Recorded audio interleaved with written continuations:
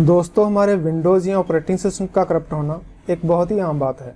और जब कभी भी हमारा ऑपरेटिंग सिस्टम करप्ट हो जाता है तो हमें इसे फिर से इंस्टॉल करना पड़ता है और साथ ही में इंस्टॉल करने पड़ते हैं इसके सारे ड्राइवर्स, सारे सॉफ्टवेयर्स, और वो जो सेटिंग्स हमने अपनी ज़रूरत के हिसाब से पहले कर रखी होती हैं वो भी हमें फिर से करनी पड़ती हैं। इसी प्रॉब्लम का सलूशन आज के वीडियो में मैं आपको बताने वाला हूँ।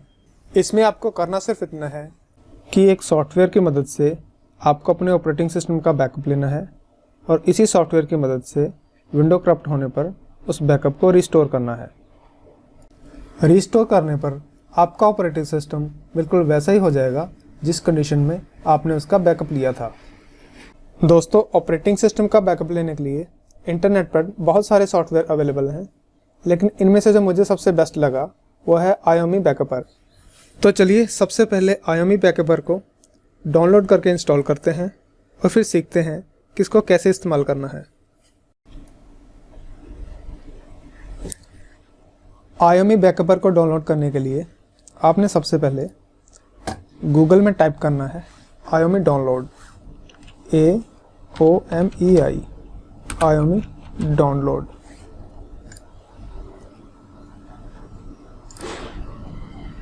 उसके बाद थोड़ा नीचे स्क्रॉल करने के बाद यहाँ पर आयोमी डाउनलोड सेंटर पर क्लिक करना है और जैसे ही आप क्लिक करेंगे iomitech.com की वेबसाइट आपके सामने ओपन हो जाएगी। यहाँ पर आपको 3 ऑप्शन दिखाई दे रहे होंगे। आपने यहाँ पर आयोमी बैकअपर स्टैंडर्ड वाले ऑप्शन पर क्लिक करना है क्योंकि ये एक फ्री वर्जन है। तो ये देखिए यहाँ पर डाउनलोड लिखा, मैं इस पर क्लिक करता हूँ और क्लिक करते ही डाउनलोडिंग स्टार्ट हो जाएगी। दोस्तों, अगर यहाँ पर आपको डाउनलोड का ऑप्शन दिखाई ना दे तो आप यहाँ पर देखिए ऊपर बैकअप सॉफ्टवेयर लिखा है, आप यहाँ से भी इसे डाउनलोड कर सकते हैं।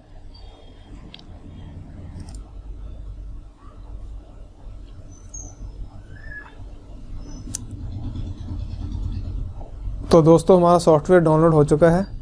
चलिए इसे ओपन करते हैं। जैसे ही आप डाउनलोड फोल्डर ओपन करेंगे यहाँ पर आपको उसकी सेटअप फाइल दिखाई देगी। इंस्टॉल करने के लिए इस पर डबल क्लिक कीजिए।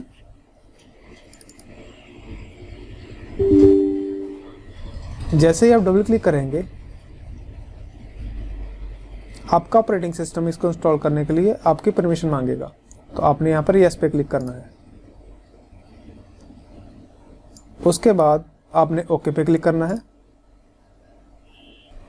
यहाँ पर आपने स्किप पे क्लिक करना है।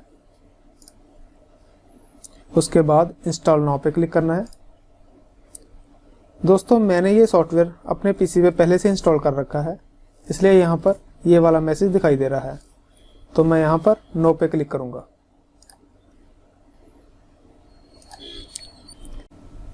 उसके बाद इंस्टॉलेशन को कैंसिल कर दूँगा।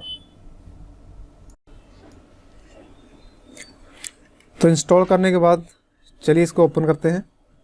ओपन करने के लिए मैं इस पर डबल क्लिक करूँगा। ओपन होने के बाद कुछ इस तरह का इंटरफेस आपके सामने आएगा। यहाँ पर आपने बैकअप पे क्लिक करना है। क्लिक करने के बाद बैकअप से रिलेटेड यहाँ पर बहुत सारे ऑप्शन आपको दिखाई देंगे। तो क्योंकि हम अपने सिस्टम का बैकअप ले रहे हैं इसलिए हम सिस्टम बैकअप पे क्लिक करेंगे। इसके बाद एक नई विंडो ओपन होगी। यहाँ पर आपको 2 ड्राइव दिखाई देंगी। इनमें से एक आपकी सी ड्राइव है जिसमें आपका ऑपरेटिंग सिस्टम है, और इसके साथ ही आपको एक 100 MB की और छोटी सी पार्टीशन दिखाई देगी। इसमें ऑपरेटिंग सिस्टम की बूट फाइल्स होती हैं। अगर हम इनका बैकअप नहीं लेते तो हमारा सिस्टम बूट नहीं कर पाएगा। तो जिन 2 पार्टीशन की हमें ज़रूरत थी आयोमी बैकअपर ने उनको पहले ही सिलेक्ट कर लिया है। इसके बाद हमने वो ड्राइव सिलेक्ट करनी है जिसमें हमने अपने बैकअप को रखना है। उसके लिए इस फोल्डर के आइकन पर क्लिक कीजिए।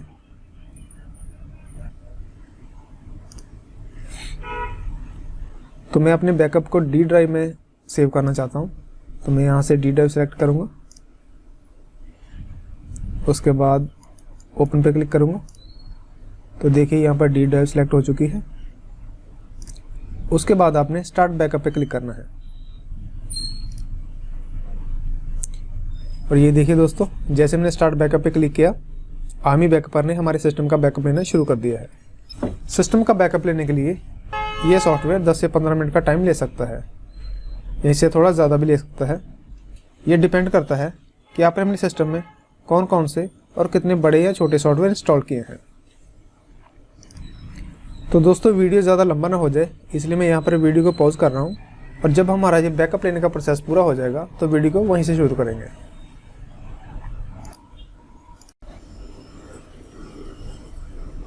तो दोस्तों हमारा जो बैकअप लेने का प्रोसेस था वो कंप्लीट हो चुका है। तो चलिए अभी इसको फिनिश करते हैं। हमने अपना बैकअप डी ड्राइव में सेव किया था, तो चलिए डी ड्राइव को ओपन करके देखते हैं कि हमारे सिस्टम बैकअप की फ़ाइल वहाँ पर सेव हुई कि नहीं हुई।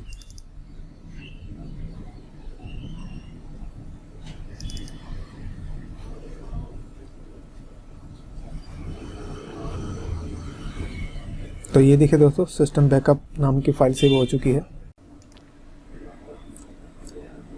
दोस्तों हमने अपने ऑपरेटिंग सिस्टम का बैकअप लेना तो सीख लिया है, तो चलिए अब सीखते हैं इस बैकअप को रिस्टोर कैसे करते हैं। तो सिस्टम को रिस्टोर करने के लिए सबसे पहले हम IME बैकअपर के लिए एक बूटेबल पेन ड्राइव क्रिएट करेंगे, और ऑपरेटिंग सिस्टम के करप्ट होने पर इसी बूटेबल पेन ड्राइव से हम अपने सिस्टम को बूट करवाएंगे और पहले लिए गए बैकअप को अपने सिस्टम में रिस्टोर करेंगे। तो चलिए अब सीखते हैं IME बैकअपर के लिए एक बूटेबल पेन ड्राइव कैसे क्रिएट करते हैं। IME बैकअपर के लिए बूटेबल पेन ड्राइव क्रिएट करने के लिए हमें किसी थर्ड पार्टी सॉफ्टवेयर की ज़रूरत नहीं है, क्योंकि ये फीचर भी IME बैकअपर के अंदर ही दिया गया है। तो बूटेबल पेन ड्राइव क्रिएट करने के लिए सबसे पहले मैं अपने PC में एक पेन ड्राइव इंसर्ट करूँगा।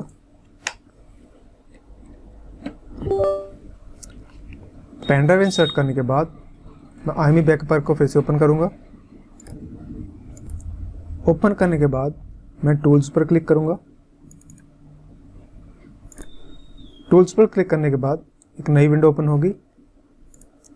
यहाँ पर आपको बहुत सारे टूल्स दिखाई देंगे, इनमें से आपने क्रिएट बूटेबल मीडिया पर क्लिक करना है। क्लिक करने के बाद फिर से एक नई विंडो ओपन होगी। यहाँ पर आपको दो ऑप्शन दिखाई देंगे, पहले वाला ऑप्शन लिनक्स के लिए है और दूसरे वाला विंडोज़ के लिए। तो हमने विंडोज़ वाले ऑप्शन को सिलेक्ट करना है। उसके बाद नेक्स्ट पे क्लिक कीजिए। फिर से एक नई विंडो ओपन होगी। यहाँ पर आपको तीन ऑप्शन दिखाई देंगे। सबसे ऊपर वाला ऑप्शन CD या DVD क्रिएट करने के लिए है, तो इसे आजकल कोई यूज़ नहीं करता, तो चलिए इसे छोड़ देते हैं। दूसरा option bootable pen drive create करने के लिए है, तो चलिए इसे सिलेक्ट करते हैं। तो दोस्तों जो मैंने पेन ड्राइव अपने PC में इंसर्ट किया था वो पेन ड्राइव यहाँ पर शो हो रहा है। यहाँ पर जो तीसरा ऑप्शन है ये ISO फाइल क्रिएट करने के लिए है। अगर आप चाहते हैं कि आप पहले ISO फाइल क्रिएट करें और बाद में किसी और सॉफ्टवेयर से अपनी पेन ड्राइव को बूटेबल बनाएं, तो आप ये वाला ऑप्शन चूज़ कर सकते हैं। क्योंकि हम IME बैकअपर के द्वारा ही अपनी पेन ड्राइव को बूटेबल बनाने वाले हैं, तो इसलिए हमने USB बूट डिवाइस वाला ऑप्शन सेलेक्ट किया है। उसके बाद आपने नेक्स्ट पे क्लिक करना है। नेक्स्ट पे क्लिक करने के बाद आपकी स्क्रीन पे एक मैसेज डिस्प्ले होगा, जिसमें आपसे कहा जाएगा कि अगर आपकी पेन ड्राइव में कोई इंपॉर्टेंट डेटा है तो आप उसको कॉपी कर लें, क्योंकि आपकी पेन ड्राइव फॉर्मेट होने वाली है। तो मेरी पेन ड्राइव में कोई भी इंपॉर्टेंट डाटा नहीं है, तो मैं यस पे क्लिक करूँगा। तो दोस्तों जैसे मैंने यस पे क्लिक किया तो हमारी बूटेबल पेन ड्राइव क्रिएट होना शुरू हो गई है। बूटेबल पेन ड्राइव क्रिएट करने के लिए IME बैकअपर यहाँ पर 8 से 12 मिनट का टाइम ले सकता है। तो दोस्तों वीडियो ज़्यादा लंबा ना हो जाए इसलिए मैं यहाँ पर वीडियो को थोड़ी देर के लिए पॉज कर रहा हूँ, और जैसे हमारी पेन ड्राइव क्रिएट हो जाएगी वीडियो को फिर से शुरू करते हैं। तो दोस्तों IME बैकअपर के लिए पेन ड्राइव को बूटेबल बनाने का जो प्रोसेस था वो कंप्लीट हो चुका है। तो चलिए फिनिश पे क्लिक करते हैं और IME बैकअपर को क्लोज कर देते हैं। तो दोस्तों वीडियो को यहाँ तक देखने के बाद आपने ये सीख लिया है कि अपने ऑपरेटिंग सिस्टम का बैकअप कैसे लेते हैं और उसे रिस्टोर करने के लिए पेन ड्राइव को कैसे क्रिएट करते हैं। तो चलिए अब सीखते हैं इसी पेन ड्राइव का इस्तेमाल करके अपने सिस्टम को कैसे रिस्टोर करते हैं। मान लीजिए कि आपका ऑपरेटिंग सिस्टम करप्ट हो चुका है और ये बूट नहीं कर पा रहा है, तो इस कंडीशन में हमने जो पेन ड्राइव पहले क्रिएट की थी उसको अपने PC में इंसर्ट करेंगे। पेन ड्राइव इंसर्ट करने के बाद हम अपने PC को ऑन करेंगे। अगर वो पहले से ऑन है तो उसको रीस्टार्ट करेंगे।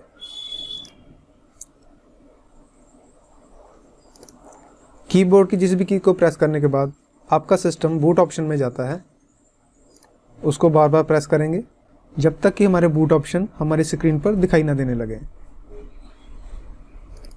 इसके बाद हम अपनी पेन ड्राइव को सिलेक्ट करेंगे और एंटर प्रेस करेंगे। इसके बाद हमारा कंप्यूटर फिर से रिस्टार्ट होगा और इस बार ये हमारी हार्ड डिस्क से बूट ना करके हमारी पेन ड्राइव से बूट करेगा और हमारा सॉफ्टवेयर लोड होना शुरू हो जाएगा।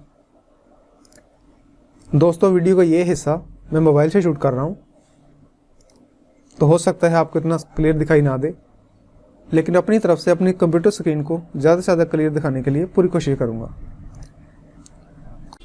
दोस्तों, IOME बैकअपर को पूरी तरह लोड होने के लिए 5 से 7 मिनट का टाइम लग सकता है, तो इसलिए मैं वीडियो के इस हिस्से को पॉज कर रहा हूँ और सॉफ्टवेयर के लोड होने के बाद वीडियो को फिर से कंटिन्यू करेंगे। फाइल्स के लोड होने के बाद आपको स्क्रीन पर विंडोज 7 का लोगो दिखाई देगा। आपको ऐसा लगेगा जैसे विंडोज 7 इंस्टॉल होना शुरू हो गया है, लेकिन ऐसा बिल्कुल नहीं है। लोगो के हटने के बाद कुछ ही सेकंड्स में IOME बैकअपर आपको आपकी स्क्रीन पर आपके सिस्टम को रिस्टोर करने के लिए बिल्कुल रेडी दिखाई देगा।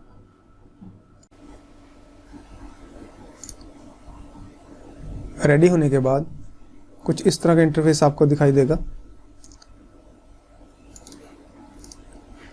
मोबाइल को एडजस्ट करके मैं आपको थोड़ा और क्लियर दिखाने की कोशिश करता हूं।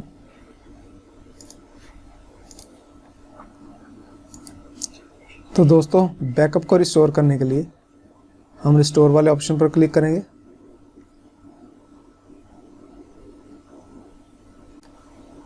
उसके बाद सिलेक्ट इमेज फाइल पर क्लिक करेंगे।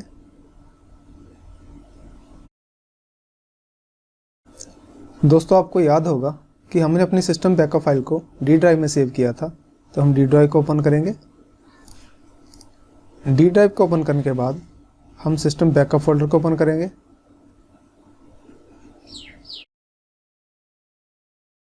उसके बाद सिस्टम बैकअप फाइल को सिलेक्ट करेंगे और ओपन पे क्लिक करेंगे। ओपन पर क्लिक करने के बाद एक नई विंडो ओपन होगी। यहाँ पर आपको आपकी दोनों पार्टीशन दिखाई जाएंगी जिनका बैकअप आपने पहले लिया था। यहाँ पर आपने नेक्स्ट पे क्लिक करना है।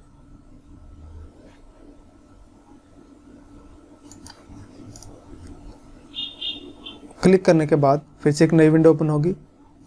यहाँ पर आपको आपके दोनों सोर्स पार्टीशन और डेस्टिनेशन पार्टीशन दिखाई देंगी। यहाँ पर आपने स्टार्ट रिस्टोर पर क्लिक करना है और क्लिक करने के बाद आपके सिस्टम को रिस्टोर करने का प्रोसेस शुरू हो जाएगा। लेकिन मेरा ऑपरेटिंग सिस्टम इस वक्त बिल्कुल प्रॉपर तरीके से काम कर रहा है, इसलिए मैं इसको रिस्टोर नहीं करूँगा। लेकिन आपको सिखाने के लिए मैंने अपने कंप्यूटर के साथ एक 160 GB की दूसरी हार्ड डिस्क अटैच कर रखी है, तो मैं बैकअप फाइल को इसी हार्ड डिस्क पर रिस्टोर करूँगा। तो इसके लिए मैं बैक पर क्लिक करूँगा। बैक आने के बाद मैं restore system to other location वाले ऑप्शन के सामने टिक लगाऊंगा और नेक्स्ट पे क्लिक करूँगा। क्लिक करने के बाद एक नई विंडो ओपन हो चुकी है और मेरी दोनों हार्ड ड्राइव यहाँ पर दिखाई दे रही हैं। दोस्तों, मेरी दोनों हार्ड ड्राइव्स का पार्टीशन स्टाइल GPT है, तो इसलिए अगर मैं किसी एक के बैकअप को दूसरे में रिस्टोर करता हूं तो मेरा सिस्टम बिना किसी प्रॉब्लम के बूट कर जाएगा। तो यहाँ पर मैं अपनी दूसरी हार्ड ड्राइव की G पार्टीशन को सिलेक्ट करूँगा, जो कि असल में मेरी C ड्राइव है। तो उसके बाद मैं नेक्स्ट पे क्लिक करूँगा। उसके बाद आपके कंप्यूटर स्क्रीन पर एक मैसेज डिस्प्ले होगा जिसमें आपसे पूछा जाएगा कि क्या आप इस ऑपरेशन को कंटिन्यू करने के लिए श्योर हैं। तो आपने यहाँ पर ओके पे क्लिक करना है। ओके पे क्लिक करने के बाद यहाँ पर ये मेरी सोर्स पार्टीशन और डेस्टिनेशन पार्टीशन को दिखा रहा है। तो इसके बाद मैं स्टार्ट रिस्टोर पे क्लिक करूँगा। क्लिक करते ही मेरा सिस्टम रिस्टोर होना शुरू हो गया है। दोस्तों, इस प्रोसेस को पूरा होने में 8 से 12 मिनट का टाइम लग सकता है। ये डिपेंड करता है कि आपकी जो बैकअप फाइल है वो कितनी बड़ी है। तो वीडियो के इस हिस्से को भी मैं पहले की तरह पॉज कर रहा हूँ और इस प्रोसेस के पूरा होने के बाद वीडियो को फिर से कंटिन्यू करेंगे।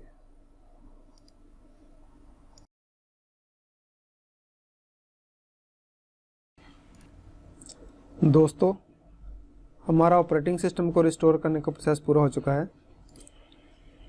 तो चलिए अब फिनिश पे क्लिक करते हैं।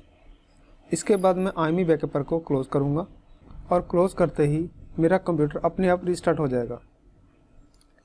रीस्टार्ट के बाद मैं फिर से बूट ऑप्शन में जाऊँगा और जिस हार्ड ड्राइव पर हमने ऑपरेटिंग सिस्टम के बैकअप को रिस्टोर किया है उसे सिलेक्ट करूँगा। हार्ड ड्राइव सेलेक्ट करने के बाद मैं एंटर प्रेस करूँगा। एंटर करने के बाद मेरा कंप्यूटर फिर से रीस्टार्ट हो रहा है। और ये देखिए दोस्तों, रीस्टार्ट के बाद मेरा ऑपरेटिंग सिस्टम बिना किसी प्रॉब्लम के बिल्कुल प्रॉपर तरीके से बूट हो रहा है।